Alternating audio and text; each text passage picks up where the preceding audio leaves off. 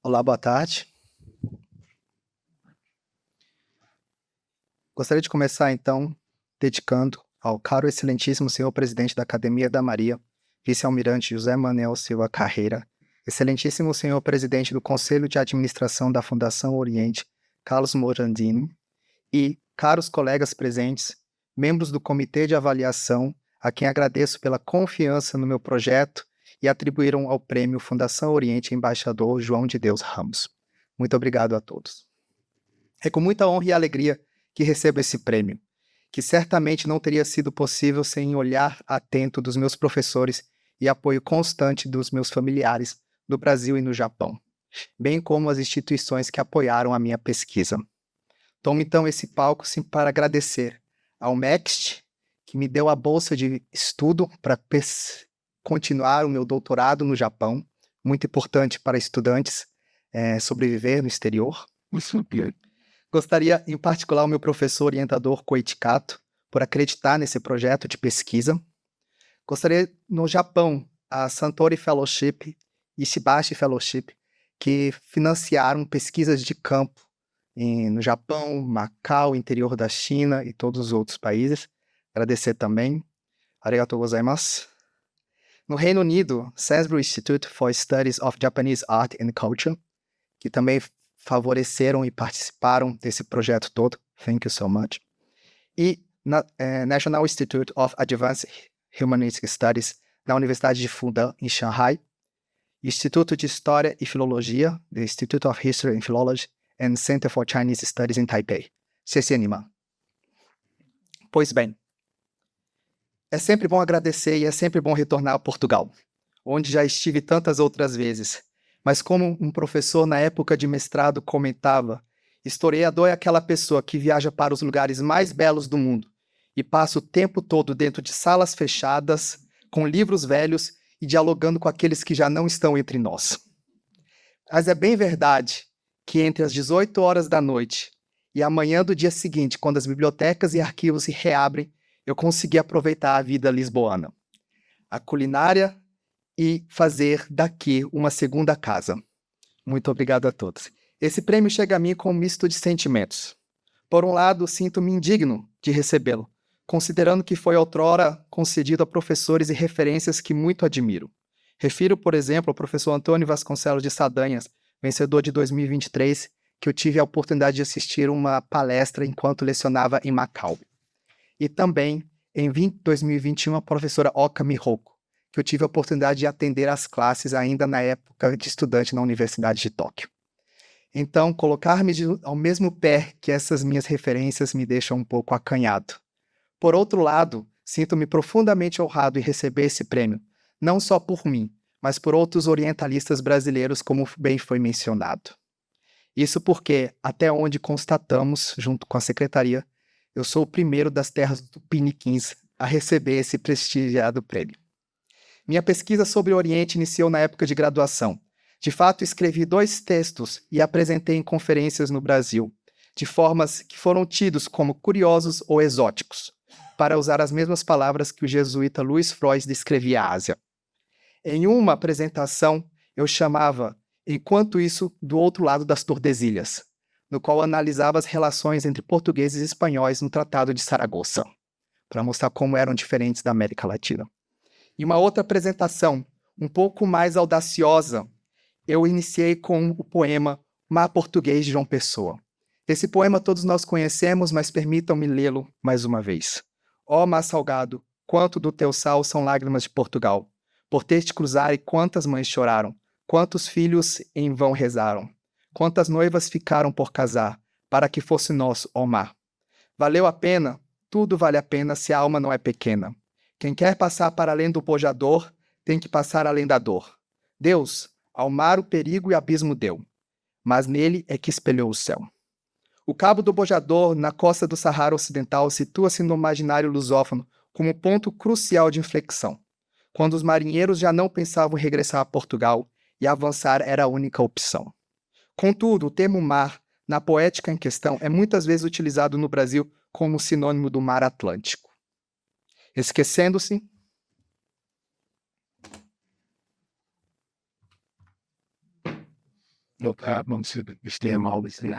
Tudo bem. Eu vou continuar então. Os marinheiros já não pensavam em regressar a Portugal. Esse termo mar, na poética, então, era muitas vezes utilizado no Brasil como sinônimo do mar Atlântico, esquecendo-se do Índio ou mesmo do Pacífico. Por isso, intitulei essa apresentação de As Lágrimas Roubadas e a Consolação da Rota Macau-Nagasaki, justamente questionando o quanto o Atlântico era importante nas relações, mas que deixava a desenhar os estudos ocidentais.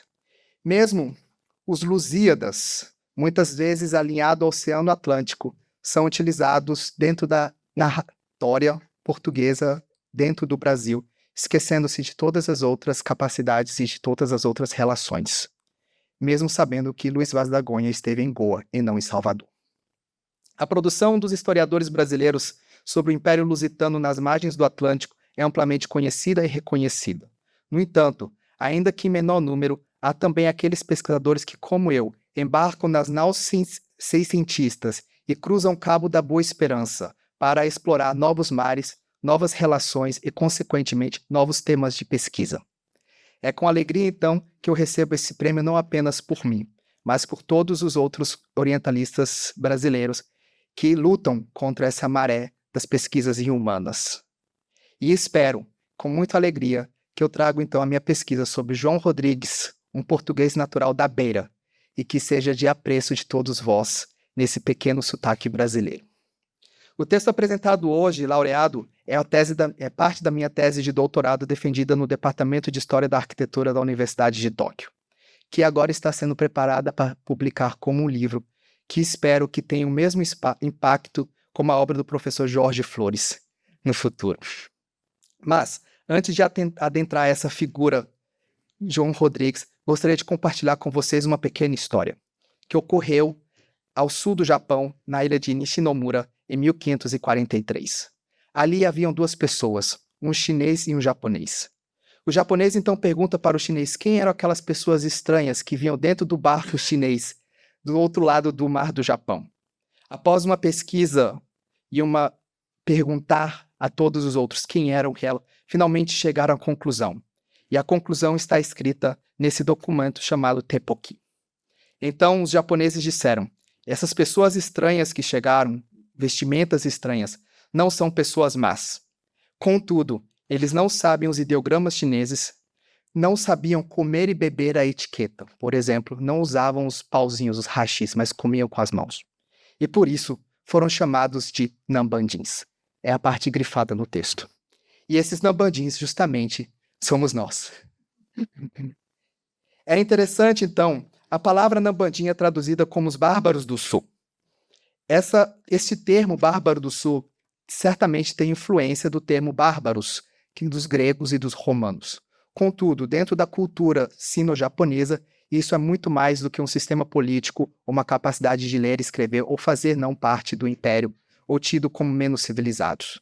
Isso também perpassia uma etiqueta de como tratar as pessoas, o que os chineses vão chamar de guanxi. Pois bem, os japoneses e os chineses definiam isso, mas os portugueses também entenderam que era necessário adaptar a esse local. Esse processo não foi uniforme. Em Nagasaki, por exemplo, o superior Francisco Cabral insistia que eram os japoneses que deveriam adaptar-se ao costume europeu. Utilizavam mesas e cadeiras altas e serviam carne de animais, muitas das vezes abatidos na própria residência jesuíta. Isso criava um odor atípico para os japoneses que são acostumados com sushi, sashimi e outras comidas. Os daimyos, senhores feudais, e as autoridades constantemente reclamavam dessas residências e não desejavam visitá-los, ou quando eram estritamente necessários. Por outro lado, na região de Kyoto, atual capital, na época capital do Japão, o missionário Gaspar Vilela, Luiz Frois e Ogantino Sodo promoviam um processo de aculturação não apenas religioso, mas também secular. Vestiam-se como os locais, assumiam a etiqueta japonesa. E a igreja Nossa Senhora de Assunção, por exemplo, conhecida como Nambandera, construída por Ogantino por volta de 1576, possuía uma sala destinada a receber visitas com um chá no primeiro andar. Sabemos que entre os monges budistas nos quais os jesuítas se inspiravam e também os daimyos, a existência desse espaço comum chamado Cha-no-Yuzashiki era prioritário para receber as visitas. Contudo, a minha pergunta vai muito além de que os portugueses, os jesuítas de forma geral, copiavam. Será que era simplesmente em Roma façam como os romanos, ou houve de fato uma reflexão mais profunda sobre esses espaços arquitetônicos e o princípio de hospitalidade? E esse foi o ponto de partida da minha tese de doutorado. Utilizando relatos de jesuítas não apenas nos seus clássicos, mas também documentação original em japonês e em chinês, o que toma muito tempo traduzir século XVI e século XVII de chinês e japonês, a minha tese de doutorado buscou responder justamente essas inquietações. E eu começo com Alessandro Valignano, que todos nós conhecemos. O visitador geral chegou à Índia em 1579 e ficou muito decepcionado ao observar a situação das igrejas, em particular na região de Kyushu, e buscou, então, fazer um processo de homogeneização dessas relações. Em seu clássico Il Cerimoniale per Immissione del Japão, perdoe-me o italiano, eu sou muito mais fluente nas línguas orientais nesse momento, estabeleceu-se um espaço religioso que ele chamou de modo nostro, ou seja, o modo europeu, com plantas longitudinais e decoração religiosa, que deveriam se opor à forma de acessar pelo lado mais longo das igrejas, dos templos, dos templos e santuários. E ele chega a dizer, nós não devemos copiar essa arquitetura porque são sinagogas de Satã. Contudo, isso no espaço religioso. Contudo, no espaço secular, nós devemos, sim, adequar ao espaço local, à forma arquitetônica local. Do contrário, nós faltaremos com etiqueta e será vergonhoso para a Companhia de Jesus. Aqui eu chamo esse processo de Kenchiku Tekkyo, o que seria, em japonês, o que seria em português traduzido como aculturação arquitetônica. O processo chamado Acomodatio, ele é extremamente pesquisado, por essa palavra, das perspectivas teológicas, filosóficas e até mesmo artísticas. Por exemplo, as escolas de pintura na região de Kyushu. Contudo, o meu estudo parte da teoria da arquitetura e da história da arquitetura, o que, humildemente acredito, veio a contribuir para o conteúdo, para o estudo do que é chamado o acomodatio. Isso porque esses espaços se materializam dentro da arquitetura jesuítica, digamos assim. O meu argumento, então, parte da seguinte ideia. No sul, particularmente na região de Kyushu, os jesuítas possuíam uma carta na manga, uma carta de barganha, que era um comércio com Macau. Eles constantemente diziam às pessoas locais, se vocês expulsarem os jesuítas, faltará intérpretes e o Kurofune, que é o navio negro, não atracará nesses portos. Havia uma carta de barganha, havia uma troca nesse processo. Contudo, em Kyoto não era assim. Ainda que o aspecto econômico fosse importante na capital, era um sistema de aristocracia oriundo da China, séculos anteriores, que definiam as relações interpessoais. Mesmo os japoneses e daimyos, ou, por exemplo, monges, quando eles iam do interior para a capital, no caso de Miyako, como era chamado na época, eles tinham que adaptar a esse local. Assim, o meu argumento é de que o processo de aculturação arquitetônica não foi apenas uma iniciativa proativa influenciada pelo pensamento urbanista europeu de época, mas também uma necessidade real de estabelecer o palco apropriado para respeito mútuo. E isso acontecia nos espaços seculares. É a materialização do espaço arquitetônico na sala de chá que vai permitir, então, aos jesuítas acessar essas pessoas, pois eles entendiam muito bem que se alguém não fosse bem recebido uma primeira visita, não voltaria outras vezes. E o processo de catequese não funcionaria. É isso que eu chamei um copo de chá para ganhar corações, em um artigo que escrevi. Ainda assim, havia uma questão muito simples. Seria copiar os locais? Aqui, até agora, nós falamos em história da arquitetura, que são edifícios e tipologias.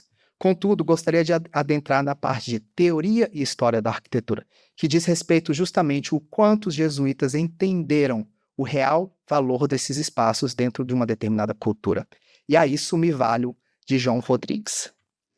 Falando nisso, esse aqui é uma digamos assim, uma lista de utensílios, né, dentro das igrejas, e observamos então os dogos, que são justamente as chás, as colheres para preparar o chá. Essa é uma lista, então, que as igrejas faziam para comprar esses utensílios necessários para preparar o chá.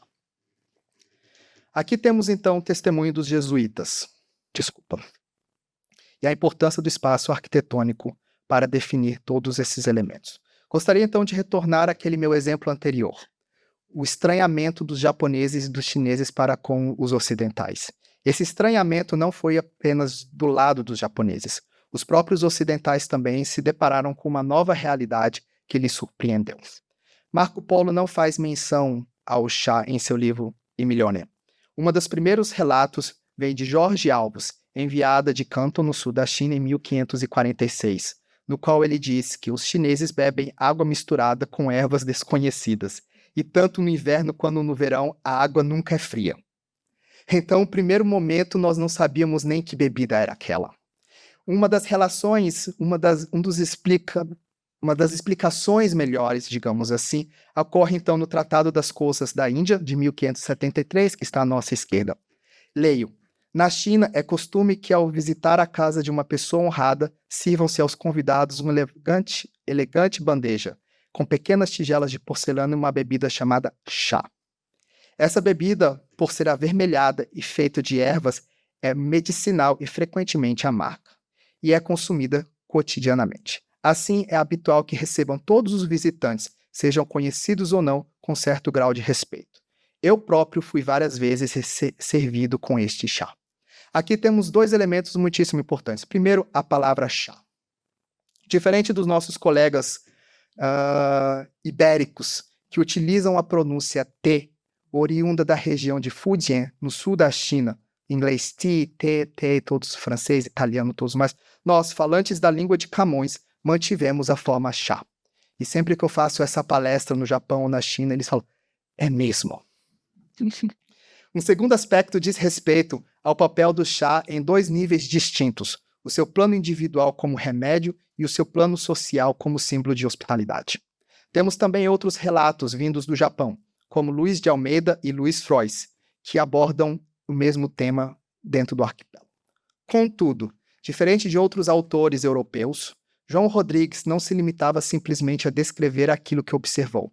Em sua obra História da Igreja do Japão, produzida provavelmente entre 1618 a 1622, à nossa direita, ele faz uma análise estrutural que vai desde o surgimento do chá na China até o seu período histórico, que seria o Azuchi Momoyama, a virada do Azuchi Momoyama para o período Edo no Japão e a virada da dinastia Ming para a dinastia Qing na China, no qual muitas das artes que hoje chamamos de tradicionais efetivamente nasceram ou se consolidaram.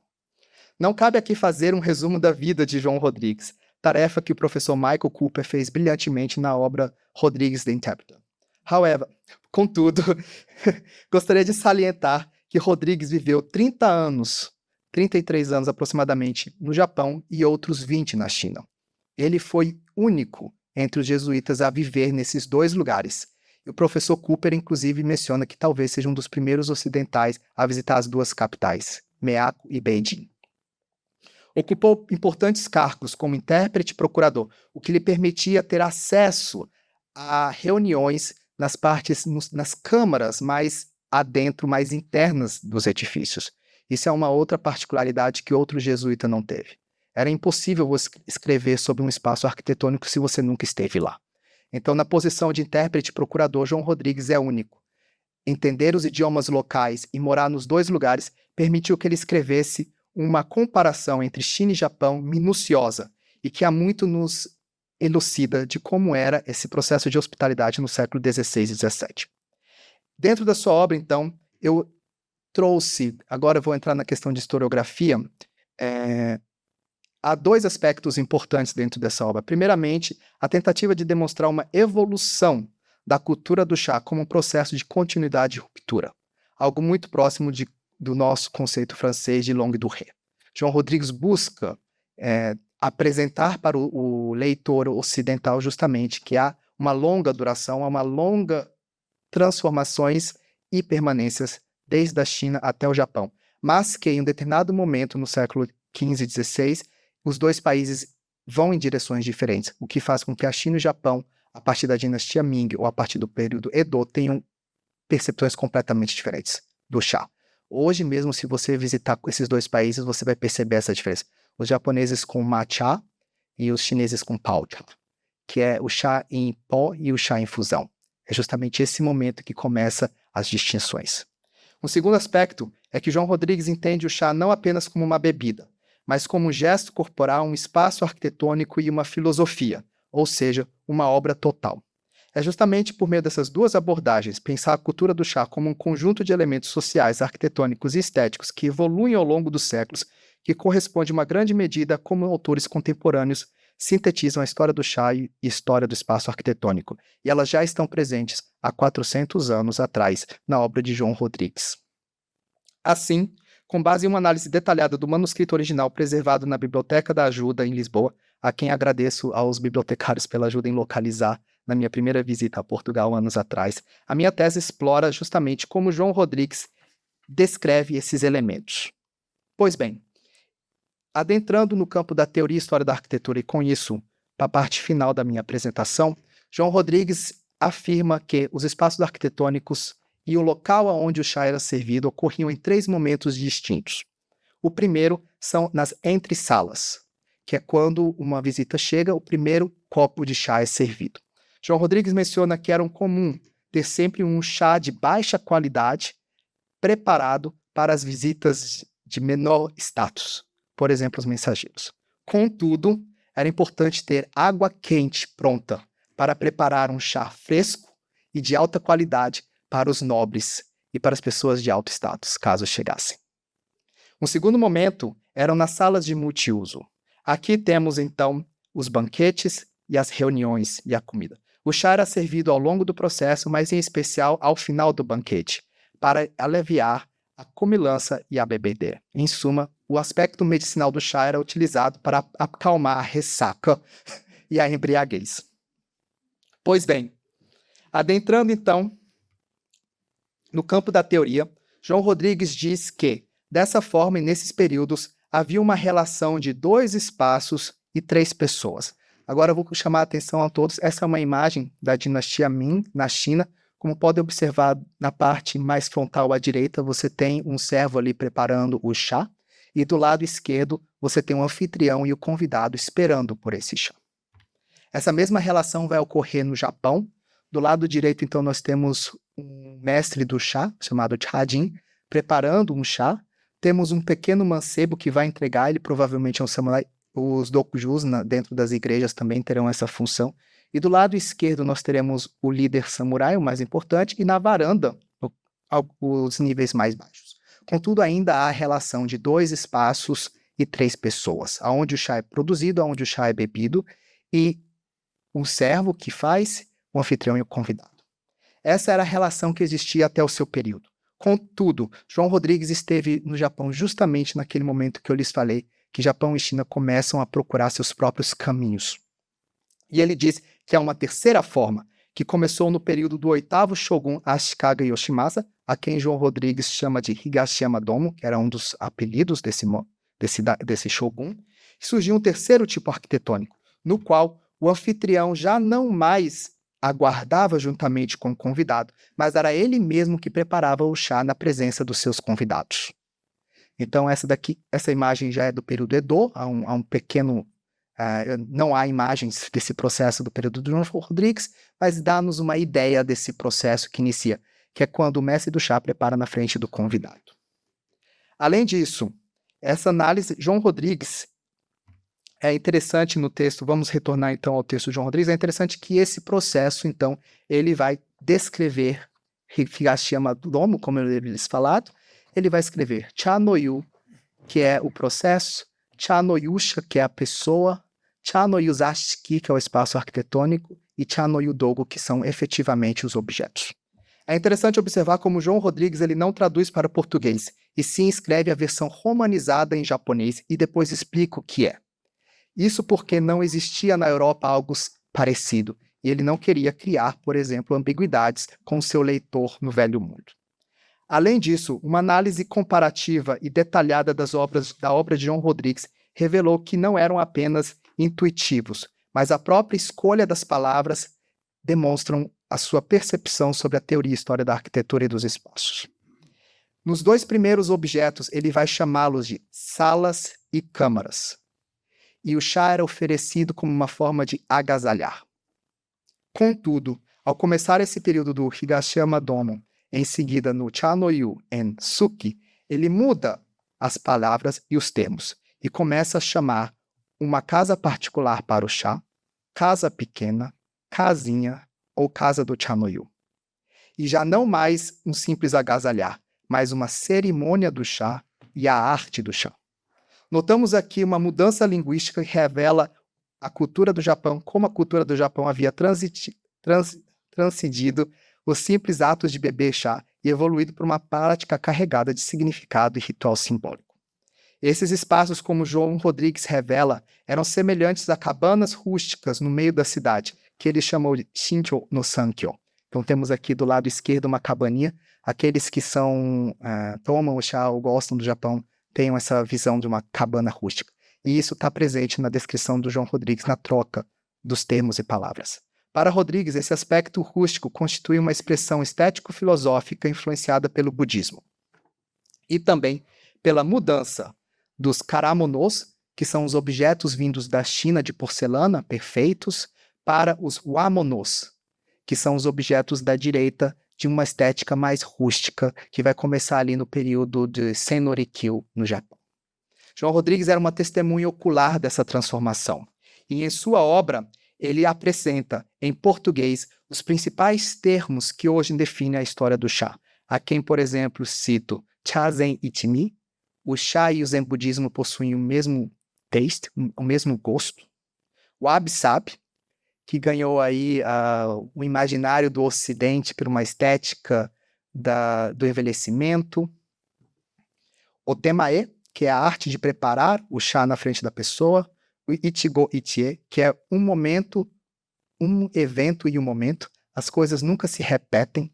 Eu me lembro, por exemplo, de um poema chinês que diz: o outono sempre vem, as folhas sempre caem, mas não são as mesmas folhas. Então é justamente esse o sentido aqui presente. E por fim, então, Ichiza Konryu, que é o ato de estarem dentro de um mesmo espaço arquitetônico, que remete à ideia de um espaço único e compartilhado. Todos esses conceitos que hoje fazem parte da teoria e história da arquitetura estão presentes com outros termos e outras definições, mas estão todos presentes no relato de João Rodrigues. É assim, justamente com o argumento dos dois, tanto dos jesuítas adaptando-se ao local, quanto o João Rodrigues escrevendo, que eu chego a algumas conclusões. Primeiro, apesar das casas do chá, tea house, serem muito famosas, não foi na Europa que os ocidentais construíram seus primeiros espaços do chá, mas sim nas igrejas do Japão e da China no século XVI. Segundo, apesar dos holandeses e os ingleses possuírem vários livros sobre o chá, todos eles tinham o objetivo de comodização e lucros e biologia das plantas do chá, no intuito de trazer da China para a Índia e depois vender. Os portugueses, em especial João Rodrigues, não viam o chá dessa forma, mas viam como uma chave aos corações dos locais, o seu aspecto cultural. Assim, o primeiro livro de história do chá, História da Arquitetura, foi escrito em português. Nesse sentido, apesar de não ser um arquiteto, João Rodrigues apresenta uma verdadeira reflexão proto-teórica, que, em seguida, formaria, então, a consciência ocidental sobre o chá. Infelizmente, a sua obra ficou perdida por vários anos, então nós não podemos dizer que foi a partir dele. Contudo, a sua redescoberta traz as balizas do tempo em 400 anos atrás, sobre as nossas percepções sobre a história do chá e seu espaço arquitetônico. Findo assim a minha singela apresentação, no qual destaquei não apenas a pequena parcela da minha pesquisa, ressaltando que a tese desenvolve com muito mais profundidade todos esses 3 espaços arquitetônicos, seus aspectos filosóficos e tudo mais, com fontes sino-japonesas. Contudo, João Rodrigues é, sem dúvida alguma, uma um cerne, a parte central da minha tese e de quem eu, uma espécie de microhistória, à la Ginsburg, eu vou acessando outras partes da grande história. Assim, encerro novamente com agradecimento à Academia da Maria e à Fundação Oriente por promover um espaço no qual os pesquisadores orientalistas como eu podem divulgar sua pesquisa, frutos de anos de dedicação. Muito obrigado a todos.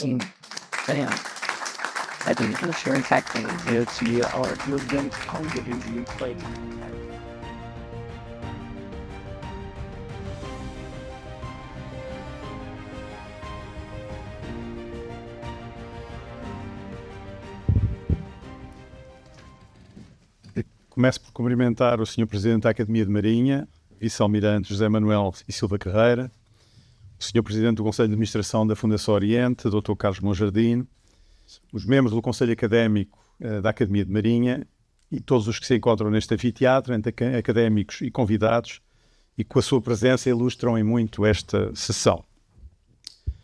Quero de seguida felicitar o professor João da Silva Rocha, que acabámos de ouvir e que comigo divide este prémio, e saudar calorosamente o júri do prémio que, tendo analisado os trabalhos a concurso, optou pelos nossos. Estou também grato aos muitos amigos e colegas que contribuíram para que eu escrevesse uma obra melhor e com menos erros. Como digo no livro, Academia e Amizade, apesar de rimar em inglês, Scholarship and Friendship, nem sempre rimam na vida real. Mas no caso vertente, combinaram sempre. Por último, mas não em último, agradeço à minha família, em parte aqui presente, em especial à Rita, a quem dediquei este livro, e ao Martim, a quem se será dedicado no próximo. O livro, que foi distinguido com o Prémio Fundação Oriente, Embaixador João Deus Ramos, intitula-se Empire of Contingency, How Portugal Entered the Indo-Persian World, ou numa tradução grosseira, o Império da Contingência, como Portugal entrou no mundo indo-persa. Foi publicado pela University of Pennsylvania Press em 2024 e conhecerá dentro de dias uma edição indiana, também em inglês, pela editora Permanent Black, que é a capa à direita. Independentemente do juízo que cada um formula acerca do conteúdo da obra, julgo que todos concordamos acerca da beleza da sua capa. A imagem que a domina tem tudo a ver com o tema do livro. Trata-se de uma pintura executada em 1582-1583, na mais extraordinária capital do Império Mogol, a cidade de Fatehpur Sikri, aqui uma fotografia para quem não conheça, e volto à imagem anterior. Representa à direita um secretário intelectual, em persa, chamado Munshi, conhecido este pelo nome de Golden Pen, caneta dourada ou pena dourada, a ensinar caligrafia persa a um jovem chamado Manohar, que está à esquerda e que viria a ser um dos grandes pintores da corte mogol. É uma imagem tão bonita para a capa de um livro que alguém antes de mim já se havia lembrado de utilizar. Trata-se do livro de Farhat Hassan, que felizmente é um amigo e colega indiano, que a tinha utilizado 3 anos antes num livro publicado pela Cambridge University Press. Na altura fiquei muito atrapalhado porque não sabia, quando escolhi a imagem, via descobrir que não era crime utilizar a mesma imagem em 2 livros, mas de facto parece o mesmo livro, mas não é realmente. Com este livro ganhei já um outro prémio, igualmente prestigiante e que muito me honrou, o Prémio História da Presença de Portugal no Mundo, da Academia Portuguesa da História e da Fundação Carlos Gulbenkian. Sem desprimor por estas 2 instituições, e não sendo toda minha intenção hierarquizar as academias e as fundações em questão, sou membro de ambas as academias e trabalhei com ambas as fundações, e não esqueço, aliás, as várias bolsas com que a Fundação Oriente me apoiou o meu trabalho desde os meus 25 anos, que corresponde praticamente ao início da Fundação. Quero ainda assim notar que me sinto particularmente tocado pelo prémio que recebo hoje. A razão é o embaixador João Deus Ramos. Este livro é também um tributo à sua saudosa memória, pelo papel discreto, mas decidido, que teve na dinamização dos estudos asiáticos em Portugal. João Deus Ramos foi o português que conheci que melhor encarna a figura do English gentleman. Foi um amigo mais velho com quem, ao longo de muitos anos e de muitos almoços, cultivei uma amizade cerimoniosa, assenta em vários interesses comuns e na mesma paixão pela Ásia. Focado na Ásia do Sul e não na Ásia Oriental, que era a casa asiática, por assim dizer, de João Deus Ramos, talvez o Império da Contingência não seja a escolha mais óbvia para um prémio com o seu nome. Ainda assim, 2 argumentos em minha defesa. De um lado, a produção científica do embaixador também incidiu sobre a Ásia do Sul. Lembro os seus trabalhos sobre a região do Indo, incluídos em Estudos Luso-Orientais de 1996 e em Portugal e Ásia Oriental de 2012, resultado dos anos que passou no Paquistão. Do outro lado, e como adiante explicarei, este meu livro tem mais a ver com a China do que à partida pode parecer. Mas o Império da Contingência terá porventura outra fragilidade. Para um livro que é distinguido pela Academia de Marinha, instituição a que tenho a honra de pertencer como académico efetivo da classe de História Marítima, talvez o leitor sinta dificuldade imediata de nele encontrar o mar. Na verdade, o livro passa-se, em boa parte, na Ásia continental, em cidades distantes da Ásia Marítima, como Delhi, Agra ou Lahore, que foram capitais do Império Mogol. Na parte amarela do mapa, mais a norte, estão todas essas cidades. Ou em cidades ainda mais a norte, ainda mais afastadas do Oceano Índico, como é o caso de Bukhara, hoje no Uzbequistão, Cabul, Afeganistão, o Isfahan, no Irão, lugares que povoam hoje as notícias, nem sempre, infelizmente, pelas melhores razões. Todavia, a Ásia continental deste livro dialoga em permanência, por via dos portugueses, com cidades litorais da Península Indiana. Várias delas foram dominadas pelo chamado Estado da Índia, o Estado português da Índia, desde Goa, a capital, aqui numa gravura famosa de um holandês, Linschoten, e publicada em Amsterdão em 1596, às 4 cidades da chamada Província do Norte, no sentido contrário aos ponteiros do relógio, Shaul, Passaim, Damão e Diu, neste mapa de João Teixeira Albarnás. Sustenta o historiador Sunil Amrit, no seu livro Unruly Waters, que, e cito, a geografia do Império da Índia, a geografia do Império, de todos os impérios na Índia, foi esculpida pelo vento e pela água. Fim de citação, acrescentando que até ao século XIX, cito de novo, a única Índia que os europeus conheceram foi a Índia molhada, a Índia onde chove, a Índia das monções. Fim de citação. Apesar de sugestiva, tal asserção não é inteiramente verdadeira. Amrit refere-se, obviamente, ao cariz colonizador do Raj britânico e da absoluta necessidade de conhecimento do país profundo que tal projeto implicou. O historiador britânico Chris Bailey, já falecido, no livro à direita no ecrã, estudou magistralmente esse processo em Empire and Information, um livro de 1996, obra crucial que guiou em permanência a minha investigação. Mas tal não invalida que outros europeus antes dos ingleses, os portugueses nomeadamente, tenham entendido a relação entre conhecimento do território, da geografia política, da paisagem social e império, e a tenham procurado explorar, ainda que evidentemente com as ferramentas que os séculos XVI e XVII lhes proporcionavam. O Império da Contingência investiga o modo ou os modos como um império essencialmente marítimo, que é o caso do Império Asiático Português, se relacionou politicamente com o gigante continental. O problema já se me tinha colocado, histórica, mas também existencialmente, nos 5 anos que vivi e trabalhei em Macau, na primeira metade da década de 1990. E a questão de base é a seguinte: como é que uma cidade portuária, dispondo de um território exíguo e escassa dimensão demográfica, enfrenta ou lida com o imenso império que com ela confina, a China Ming e Qing dos séculos XVI e XVII ou a República Popular da China nos finais do século XX? É como, atrevo-me a comparar, viver num T0 mal equipado e ter por vizinho alguém que possui uma herdade bem cuidada e a perder de vista. Se indisposto, esse poderoso vizinho é capaz de me impedir a circulação, barrar a entrada de comida e, em última instância, me expulsar desse exíguo apartamento. A situação de Macau face ao Império Chinês aplica-se mutatis mutandis à situação de Goa perante o Império Mogol nos séculos XVI e XVII.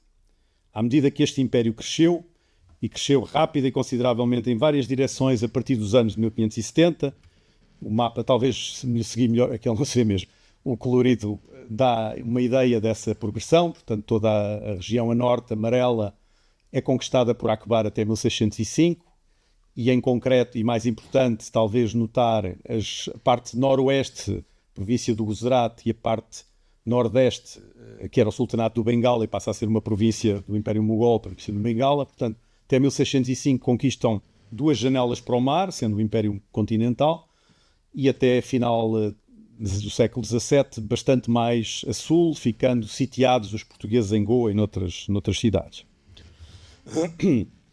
E, portanto, este império cresceu rápido e considerável em direção ao mar, engolindo os sultanatos do Gujarat e do Bengala, e para sul, incorporando gradualmente os sultanatos do Decão, aquela região de Deccan Plateau, correspondiam a 3 sultanatos que também foram controlados. E, portanto, neste contexto, o cerco aos portugueses acentuava-se, ao ponto de um missionário jesuíta ter admitido, nos finais do século XVI, que seria melhor concentrar todos os esforços na ilha de Ceilão e deixar cair tudo o resto, incluindo Goa. Mas este avanço imperial para sul poderia não ter ocorrido, e nesse caso este livro não teria obviamente passado do tinteiro. Enverdemos por um breve exercício de história contrafactual. Como seria se o primeiro imperador mogol, Babur, que reinou um período muito curto, entre 1526 e 1530, a quem a Índia esteve longe de agradar. Ele escreveu as suas memórias, aliás, todos os imperadores e muita gente da elite política do Império escreve sobre a sua experiência de vida na relação com o Império e, portanto, todas as figuras que eu vou apresentar junto os livros que escreveram ou as crónicas que patrocinaram. E, portanto, a Babur, a quem a Índia esteve longe de agradar, como nota nas suas memórias, se tem ficado pela conquista de Delhi em 1526 e tivesse regressado logo de seguida à sua Cabul.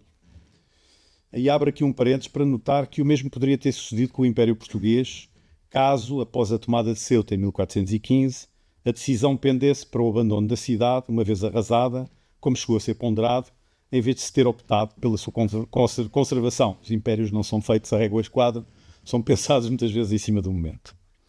E o que teria sucedido se o filho de Babur, o imperador Humayun, sobre o qual escreveu a sua tia, Gulbadan, e que reinou por 2 vezes, esteve exilado entre 1530 e 40 e depois brevemente em 55 e 56, portanto, apeado do trono pelos afegãos e exilado no Irão Safávida durante 15 anos, aquele período que vai de 1540 a 1555, se ele não tem logrado regressar à Índia e recuperar o poder em 1555, ainda que por um escasso lapso de tempo.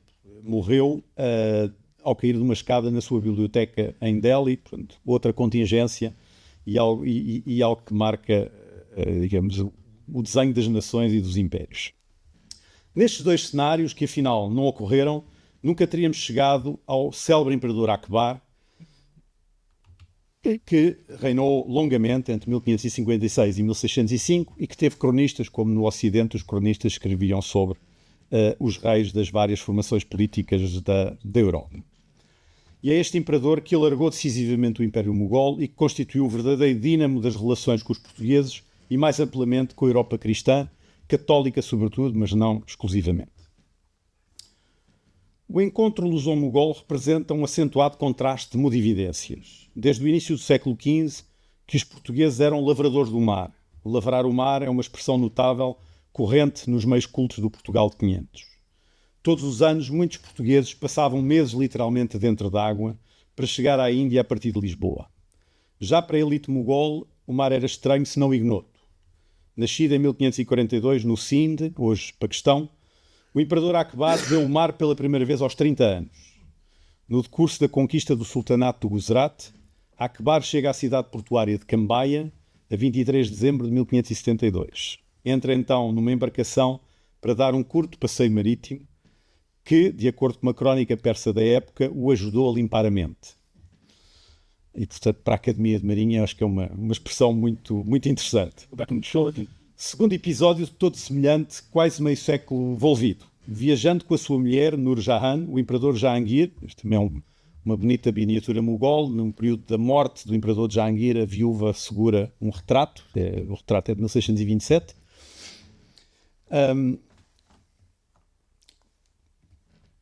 O imperador Jahangir chega ao mesmo porto de Cambaia a 19 de dezembro de 1617. 3 dias depois, repetindo o gesto do seu pai de 1572, Jahangir embarca num pequeno navio e dá um passeio de 4 km no Mar Salgado. Mar Salgado é a expressão que ele usa nas suas memórias. Episódio que narra nas memórias, Jahangir Nama, portanto o livro à direita. Todas estas obras estão traduzidas em inglês e bastantes em francês.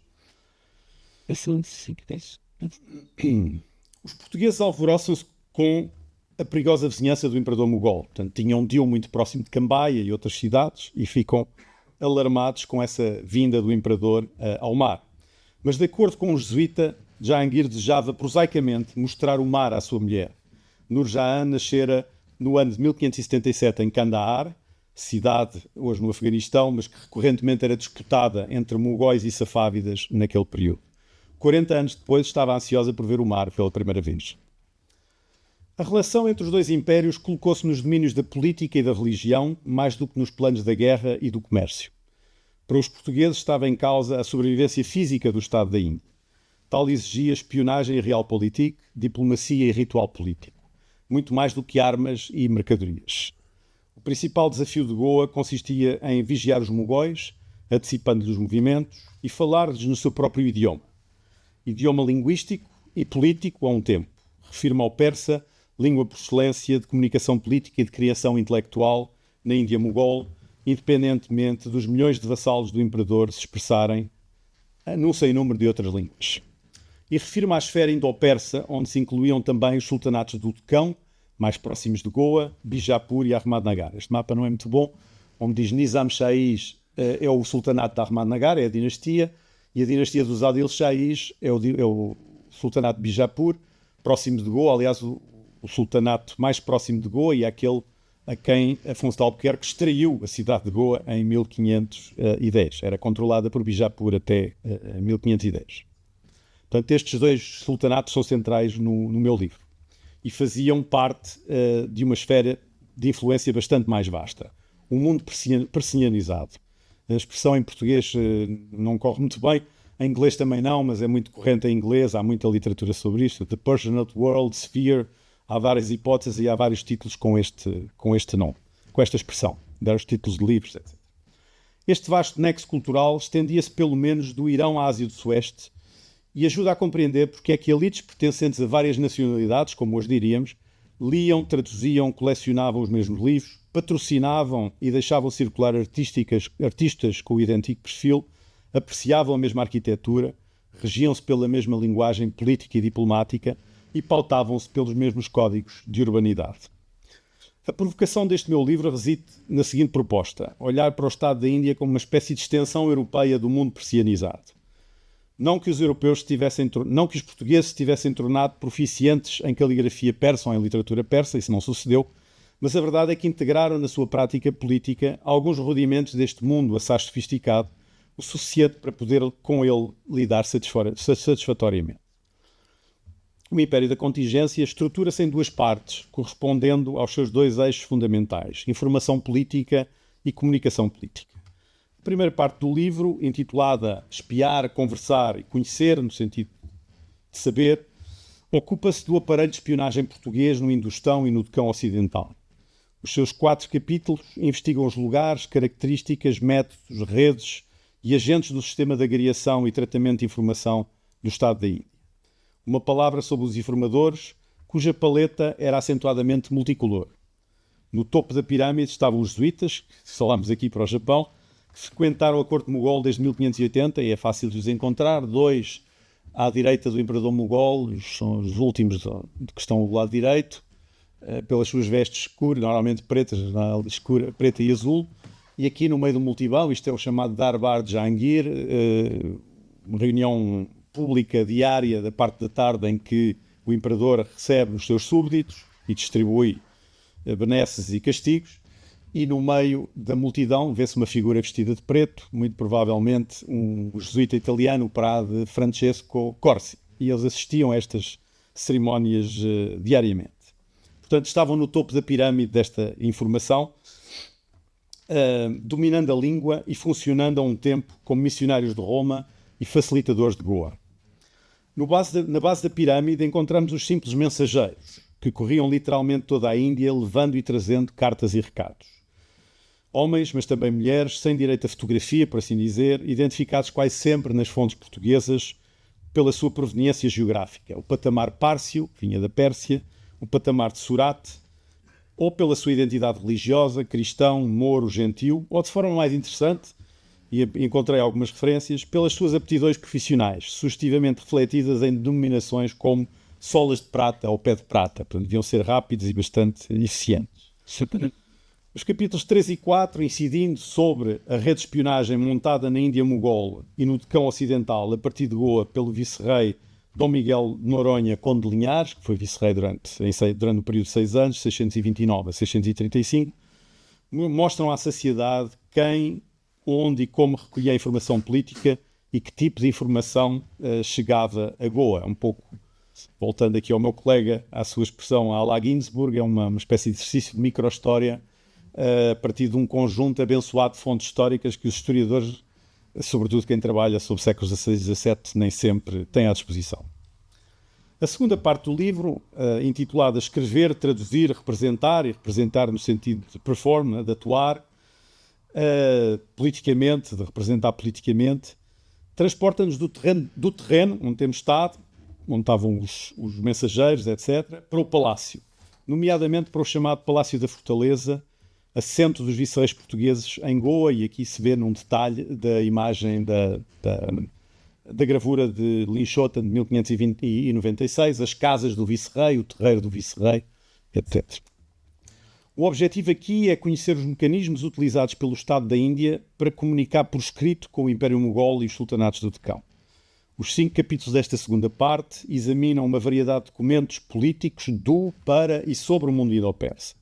É dado realce à troca de correspondência intercultural nos seus vários estádios, da escrita de cartas políticas à sua tradução, persa, português, persa, ao cerimonial da recepção de uma carta e à sua preservação. No centro destes capítulos está um verdadeiro exército de escrivães e copistas, intérpretes e tradutores que asseguraram ao longo de décadas a comunicação política do Estado da Índia com o mundo indo-persa. Curiosamente, e na sua esmagadora maioria, falamos de gente de Goa e de outras partes da Índia. Os profissionais da escrita eram quase sempre homens convertidos ao cristianismo e, portanto, assinavam o seu trabalho com nomes portugueses.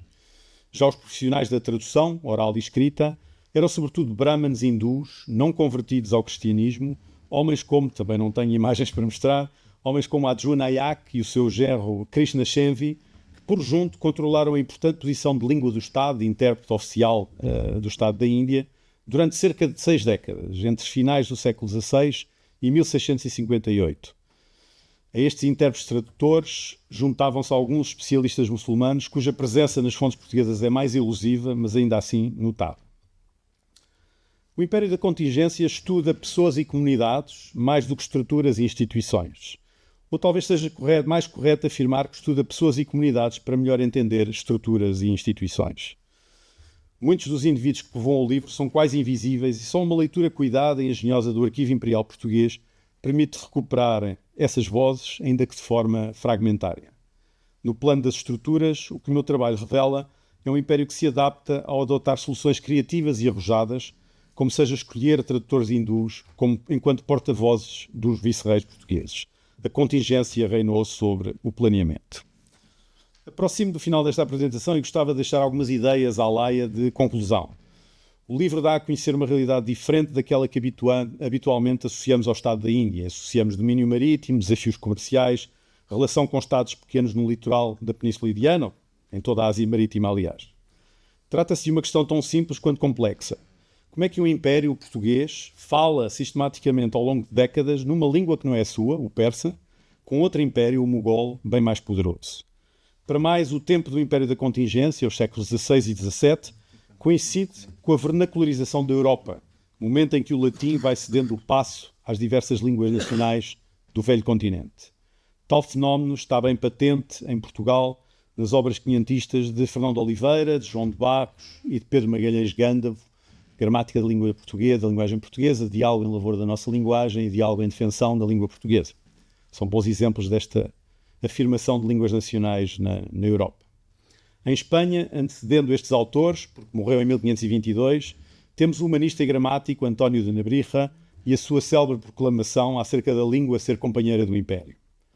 Um século mais tarde, e na mesma linha, o polímata Manuel Severino de Faria proclamava nos seus discursos vários políticos, publicados em Évora em 1624, a superioridade do português e lamentava o mau uso que alguns lhe davam. Por contraste, louvava os príncipes otomanos, por estes, tendo muito respeito ao seu idioma, o turco-otomano, procederem do seguinte modo, e é a citação que aqui incluo. As promessas, portanto, os sultões otomanos, as promessas que não hão de cumprir, mandam dar em língua estrangeira. E as que hão de observar, na própria. Esta história não é verdadeira, é seguramente uma andota no sentido inglês do termo, e talvez Severino de Faria soubesse disso, e utilizando-a aqui como instrumento retórico. Mas é indiscutível a defesa clara de uma relação estreita entre língua e comunidade política, entre língua e projeção externa. Resta saber o que pensaria ele do esforço do Estado da Índia para comunicar em persa e escrever polidamente nessa língua, em vez de tentar, de balde, fazê-lo em relação ao Império Mogol em português. O Império da Contingência termina às portas do século XVIII, quando várias das premissas que orientaram a minha investigação se alteraram. Não tenho, obviamente, tempo para elaborar sobre esta cesura, pelo que convido os presentes a lerem o livro e a descobrirem por si próprios. Muito obrigado pela vossa atenção e muitíssimo obrigado pelo prémio.